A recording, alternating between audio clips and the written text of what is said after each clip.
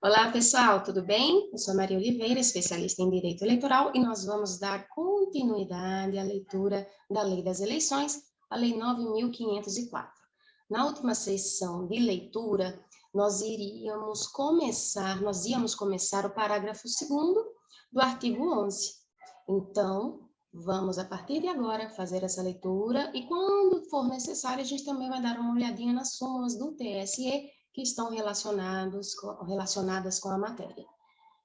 Lembrando mais uma vez que aqui na minha vizinhança está super barulhento, estou gravando à noite, mesmo assim tem cachorro latindo, caminhão passando, moto, menino brincando e pintinho pio, então a gente vai estudar de qualquer forma, porque não dá para esperar as condições ideais para gravar, tá bom? Qualquer dúvida, coloquem nos comentários e a gente discute.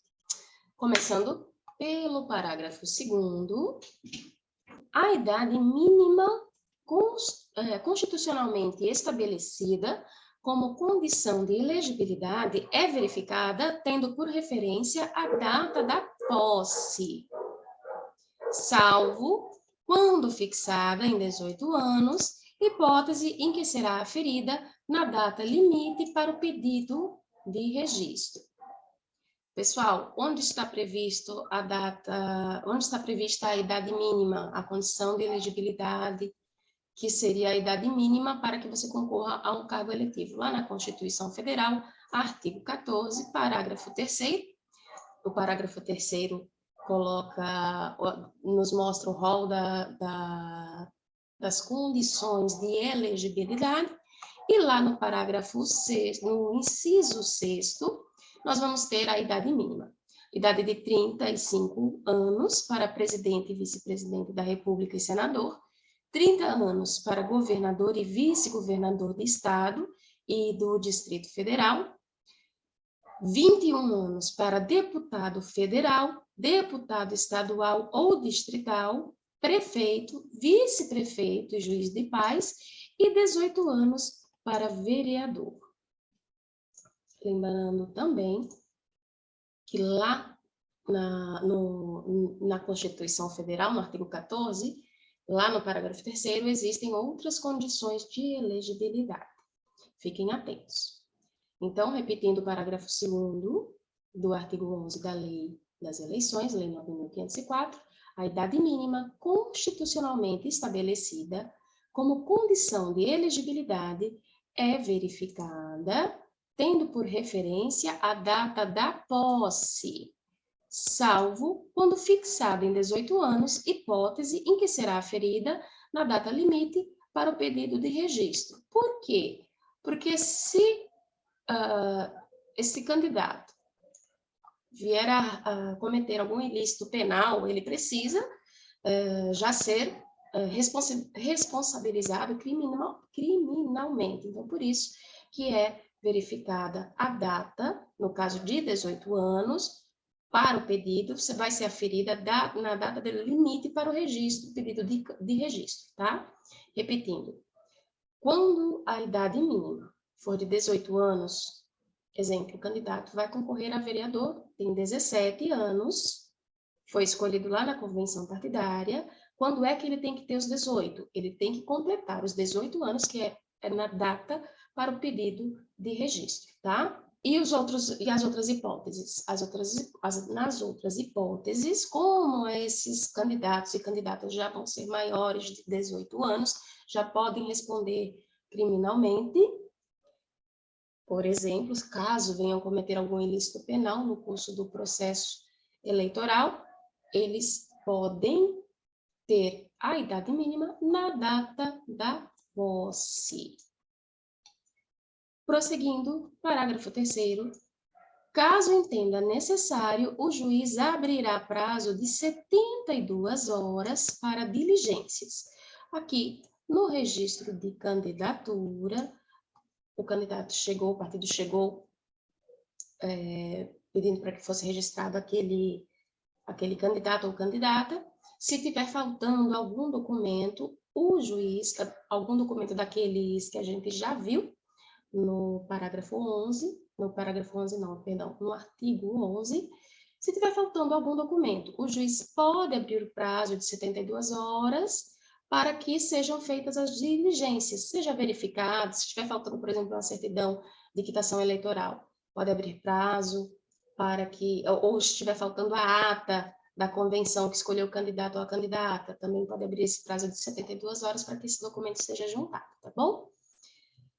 Importante verificar o teor da súmula 3 do TSE, que diz que no processo do registro de candidatos, não tendo o juiz aberto o prazo para o suprimento de defeito da instrução do pedido, pode o documento, cuja falta houver motivado o indeferimento, ser juntado com o recurso ordinário. O que isso significa? O juiz não abriu prazo para que um candidato ou candidata juntasse algum documento que estava faltando, já indeferiu logo de cara. Quando esse candidato ou candidata for recorrer ao TRE, ao TRE, por exemplo, o que ele pode fazer? Ele pode juntar este documento que faltou junto com o recurso ordinário para o Tribunal Superior Eleitoral, para o TRE, a depender de onde é que seja, que tipo de candidatura seja, tá bom? Que mais? Parágrafo 4º. Na hipótese de o partido ou coligação não requerer o registro de seus candidatos, estes poderão fazê-lo perante a Justiça Eleitoral, observado o prazo máximo de 48 horas seguintes à publicação da lista dos candidatos pela Justiça Eleitoral. Houve a publicação do edital, onde está a relação dos candidatos, o candidato ou candidata que foi escolhido em convenção foi olhar e notou que o partido esqueceu, seja por desídia, seja por irresponsabilidade, seja por má-fé, não pediu o registro do candidato que foi escolhido em convenção. O que ele pode fazer? Ele pode, no prazo máximo de 48 horas seguintes à publicação da lista de candidatos pela Justiça Eleitoral, requerer o registro, tá? No lugar do partido. Novamente, parágrafo 4º, na hipótese de o partido ou coligação não requerer o registro de seus candidatos, estes poderão fazê-lo perante a Justiça Eleitoral, observado o prazo máximo de 48 horas seguintes à publicação da lista dos candidatos pela Justiça Eleitoral. Parágrafo 5º.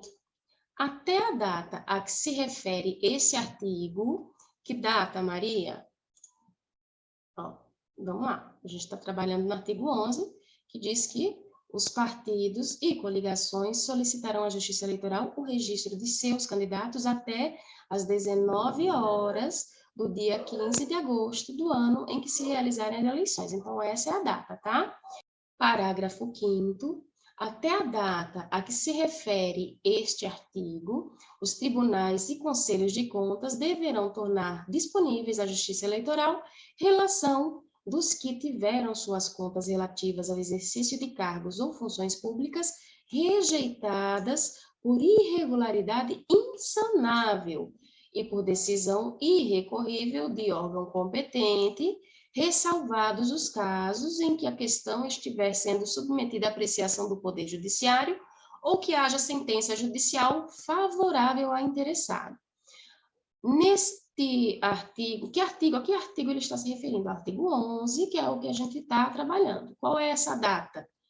Os partidos e coligações solicitarão à Justiça Eleitoral o registro de seus candidatos até às 19 horas do dia 15 de agosto do ano em que se realizarem as eleições. Então, é este termo aqui, esse aqui também é o termo final, para que os tribunais e conselhos de contas encaminhem, tornem disponíveis à Justiça Eleitoral a relação dos que tiveram as contas relativas ao exercício de cargo ou funções públicas rejeitadas por irregularidade insanável ou por decisão irrecorrível de órgão competente, ressalvados os casos em que a questão estiver sendo submetida à apreciação do Poder Judiciário ou que haja sentença favorável ao interessado.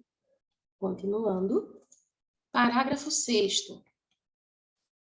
A Justiça Eleitoral possibilitará aos interessados acesso aos documentos apresentados para fins do disposto no parágrafo 1º.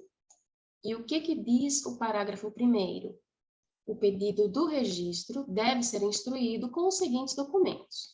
Ou seja, vem todo aquele rol que a gente já tinha verificado, que é a cópia da ata que se refere ao oitavo, autorização do candidato por escrito, prova da filiação partidária, a declaração de bens e assinada a declaração de bens assinada pelo candidato, a cópia do título eleitoral ou certidão fornecida pelo cartório, de que o candidato é eleitor na circunscrição e requereu sua inscrição ou transferência de domicílio no prazo do nono, que são 6 meses, né, antes da eleição, a certidão de quitação eleitoral, as certidões criminais fornecidas pelos órgãos de distribuição da Justiça Eleitoral Federal e Estadual, a fotografia do candidato, nas dimensões estabelecidas pela Justiça Eleitoral, propostas defendidas pelo candidato a prefeito, governador do estado e presidente da República. Todos esses documentos, qualquer interessado pode requerer e vai ficar à sua disposição. A Justiça Eleitoral, repetindo então o teor do parágrafo 6º, a Justiça Eleitoral possibilitará aos interessados acesso aos documentos apresentados para fins do disposto no parágrafo 1º, ou seja, os documentos apresentados para o registro de candidatura. Parágrafo 7º, a certidão de quitação eleitoral abrangerá exclusivamente a plenitude do gozo dos direitos políticos, o regular exercício do voto, o atendimento a convocações da Justiça Eleitoral para auxiliar os trabalhos relativos ao pleito, a inexistência de multas aplicadas em caráter definitivo pela Justiça Eleitoral e não remetidas, ou seja, não perdoadas, não houve isenção dessa multa, que mais? E a apresentação de contas de campanha eleitoral. Lembrando que existem súmulas que são importantíssimas, súmulas do TSE, que tem relação com esse assunto, a gente vai dar uma olhadinha nelas agora, tá? A começar pela súmula 42, que diz que a decisão que julga não prestadas contas de campanha impede o candidato de obter certidão de quitação eleitoral durante o curso do mandato ao qual concorreu, persistindo esse efeito após esse período até a efetiva apresentação de contas. Enquanto não apresentar as contas, não fica quite. Ele fica os 4 anos sem a quitação, 4 anos do mandato para o qual concorreu. Passou esse prazo de 4 anos, ele não vai poder concorrer ao pleito, ele não vai ficar quite com a Justiça Eleitoral enquanto ele não apresentar as contas. Súmula 50, o pagamento da multa eleitoral pelo candidato ou a comprovação do cumprimento regular de seu parcelamento após o pedido de registro, mas antes do julgamento respectivo, afasta a ausência de quitação eleitoral. Parcelou a multa antes de que seja julgado o pedido de registro de candidatura, parcelou a multa, pagou a multa que estava pendente, fica quite, consegue a certidão de quitação. Súmula 56, a multa eleitoral constitui dívida ativa de natureza não tributária, submetendo-se ao prazo prescricional de 10 anos nos moldes do artigo 205 do Código Civil. Vamos supor que um candidato tem alguma dívida com a Justiça Eleitoral, uma multa pendente, passaram-se 10 anos e não foi cobrada, não foi executada, a multa prescreveu. Ele vai poder pedir a dispensa do pagamento de multa pela prescrição. O prazo, então, de acordo com a súmula TSE, do número 56, é de 10 anos, tá? O prazo prescricional das multas eleitorais. Súmula 57, a apresentação das contas de campanha é suficiente para a obtenção da quitação eleitoral nos termos da nova redação conferida ao artigo 11, parágrafo 7 da Lei 9.504 de 97, pela Lei 12.034 de 2009. O que isso significa? Se não interessa se não foi aprovada a conta ou se foi aprovada com ressalvas, a pessoa apresentou a conta que ele tinha deixado de apresentar, prestou as contas que estavam pendentes, a apresentação de contas de campanha é suficiente para a obtenção da quitação eleitoral. apresenta a conta, apresentou, fica quite. Se houve alguma irregularidade, vai ser verificado no curso do processo, mas a apresentação da conta deixa o candidato ou candidata quite com a Justiça Eleitoral. Repetindo, súmula 57, a apresentação das contas de campanha é suficiente para a obtenção da quitação eleitoral nos termos da nova redação conferida pelo artigo 11, parágrafo 7º da Lei 9.504 de 97, pela Lei número 12.034 de 2009. Continuando, parágrafo 8º, para fins de expedição da certidão de que trata o parágrafo 7º, que é a certidão de quitação eleitoral, considerar-se-ão quites aqueles que 1. Condenados ao pagamento de multa, tenham até a data da formalização de seu pedido de registro de candidatura comprovado o pagamento ou parcelamento da dívida regularmente cumprido. Inciso 2.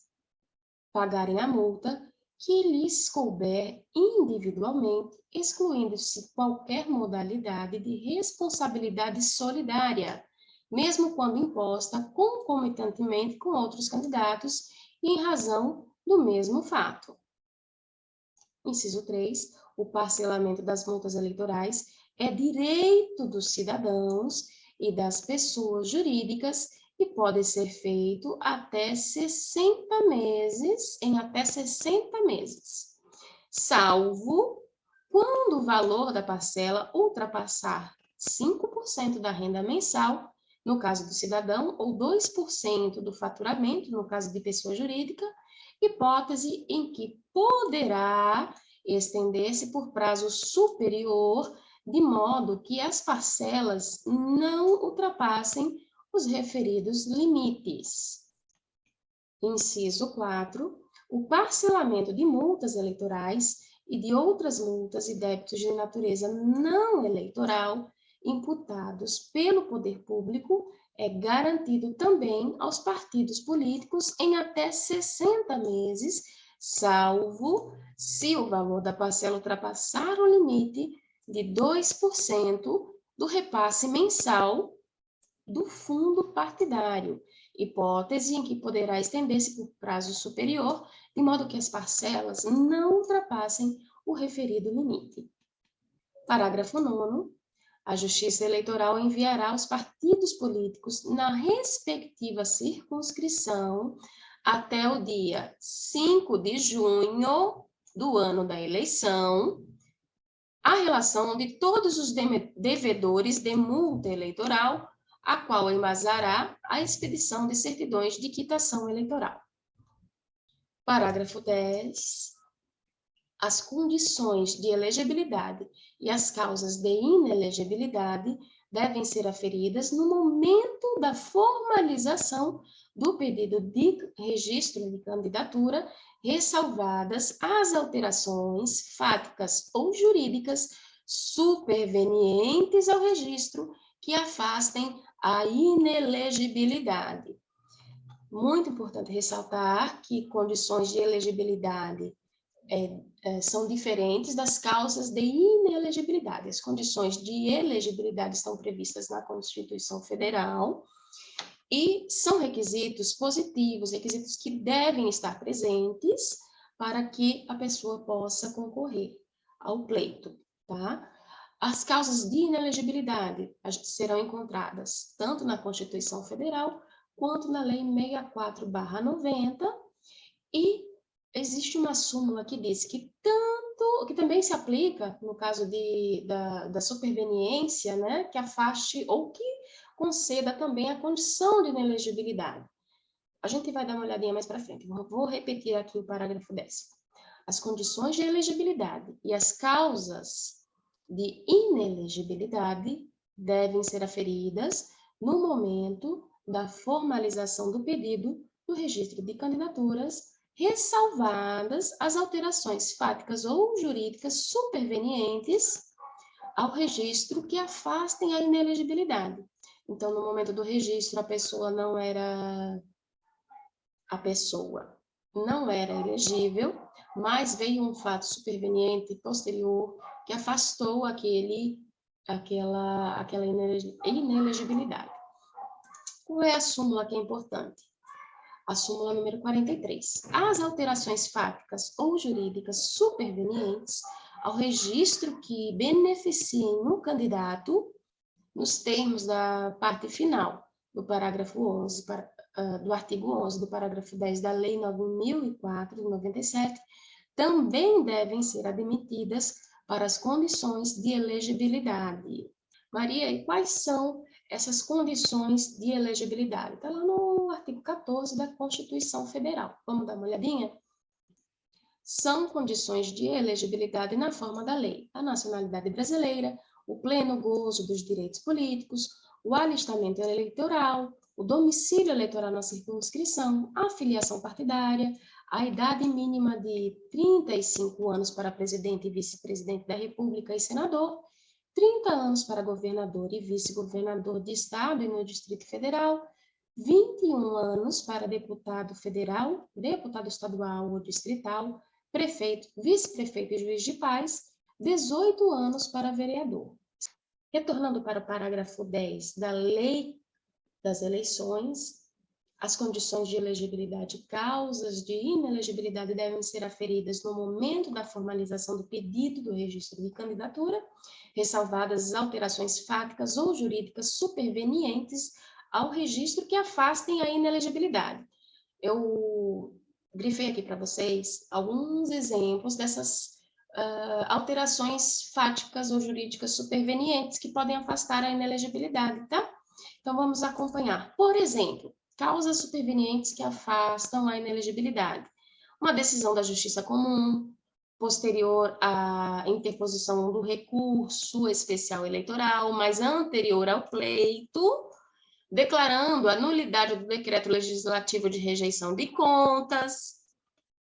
Que mais? A obtenção da tutela antecipada na Justiça Comum ou de liminar posterior ao pedido de registro, no caso de inelegibilidade decorrente da rejeição de contas. Provimento de embargos de declaração pelo Tribunal de Contas para julgar regulares as contas do candidato. Que mais? Obtenção de medidas liminares ou quaisquer outras causas supervenientes ao pedido de registro, exceto quando a extinção da inelegibilidade se der por eventual decurso do prazo, caso em que será aferida a data da formalização do pedido de registro, tá? Outra hipótese também de alteração fática jurídica superveniente é a procedência do pedido de revisão pelo Tribunal de Contas da União. Outra hipótese também, a sentença judicial homologatória da opção pela nacionalidade brasileira possui efeito ex-tunc, ou seja, vai retroagir, né? Ainda que prolatada em momento posterior ao pedido de registro de candidatura, permite o deferimento superveniente deste. Então, o pedido do registro de candidatura também pode ser deferido se houver uma sentença judicial homologatória da opção da nacionalidade brasileira, e ela foi prolatada mesmo que depois do pedido de registro de candidatura, tá? Isso aqui é uma hipótese de alteração fática jurídica superveniente. E temos também a súmula número 70, que diz que o encerramento do prazo de inelegibilidade antes do dia da eleição constitui fato superveniente que afasta a inelegibilidade nos termos do artigo 11, parágrafo 10 da Lei 9.504 de 97. Parágrafo 11. A Justiça Eleitoral observará, no parcelamento a que se refere o parágrafo 8º desse artigo, as regras de parcelamento previstas na legislação tributária federal. Parágrafo 12 revogado. Parágrafo 13. Fica dispensada a apresentação pelo partido, coligação ou cadastro de documentos produzidos a partir de informações detidas pela Justiça Eleitoral, entre eles os indicados nos incisos 3, 5 e 6 do parágrafo 1º desse artigo. Ora, se a Justiça Eleitoral tem acesso ao documento, não tem por que indeferir o registro de candidatura caso o partido não apresente. Aqui nós temos quais são esses documentos do inciso 3, 5 e 6. 3. Prova da filiação partidária. A Justiça Eleitoral tem um sistema onde ele vê quem é filiado, onde a Justiça Eleitoral pode ver quem é filiado ou não. 5. Cópia do título eleitoral ou certidão, fornecida pelo cartório eleitoral de que o candidato é eleitor na circunscrição ou requereu sua inscrição ou transferência de domicílio no prazo previsto no artigo 9º. A certidão de quitação eleitoral a gente consegue também emitir no cartório, bem como verificar qual foi a data que foi pedida a transferência ou que a pessoa fez a inscrição eleitoral na circunscrição. Certidão de quitação eleitoral também é outro documento que o cartório tem como verificar. Caso não seja juntado, não vai ser por isso que o juiz ou a juíza vai indeferir o pedido de registro de candidatos. Relendo o parágrafo 13, fica dispensada a apresentação pelo partido, coligação ou candidato de documentos produzidos a partir de informações detidas pela Justiça Eleitoral, entre eles os indicados nos incisos 3, 5 e 6 do parágrafo 1º desse artigo. Parágrafo 14, é vedado o registro de candidatura avulsa, ainda que o requerente tenha filiação partidária. Para que um candidato ou candidata possa concorrer ao pleito, ele tem que estar filiado ao partido, e não só filiado ao partido, ele tem que ter sido escolhido na convenção partidária. Essa é a lógica do sistema representativo. Caso alguém, mesmo filiado, venha se candidatar, não, vou fazer minha candidatura avulsa, o partido não me escolheu, quero concorrer, eu sou filiado, mas o meu registro de candidatura vai ser avulsa. É vedado, não dá, porque é uma forma de burlar o sistema representativo. Parágrafo 15 vetado, e nós vamos trabalhar na próxima sessão de leitura o artigo 12. Espero vocês até lá e ótimos estudos.